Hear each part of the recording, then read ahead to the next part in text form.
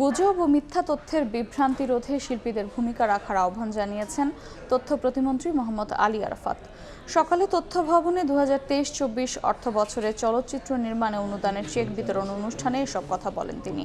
প্রতিমন্ত্রী বলেন, শুধু ছবি নির্মাণ করলেই হবে না, বাণিজ্যিকভাবেও সফল হওয়া প্রয়োজন।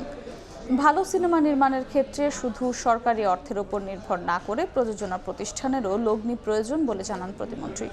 অনুষ্ঠানে 2023-24 অর্থ বছরে পূর্ণ দৈর্ঘ্য 20টি ও স্বল্প দৈর্ঘ্য 6টি চলচ্চিত্র নির্মাণে অনুদান প্রাপ্তদের মাঝে চেক বিতরণ করেন তথ্য প্রতিমন্ত্রী।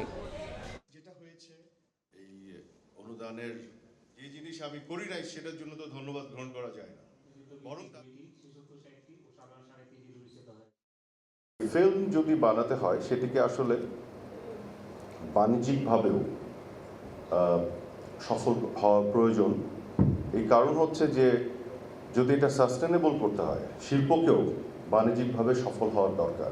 অসত্য কথা বলে মিথ্যা তথ্য ছড়িয়ে মানুষকে বিভ্রান্ত করা, আমি মনে করি সেইখানেও শিল্পী সমাজ এবং ক্রিয়েটিভ ইন্ডাস্ট্রির যারা আছেন তাদেরও কিছু দায়িত্ব পালন করার আছে, এবং আমি আপনাদের কাছে এইখানে কিছু আপনাদের কন্ট্রিবিউশন অবদান আমি চাই।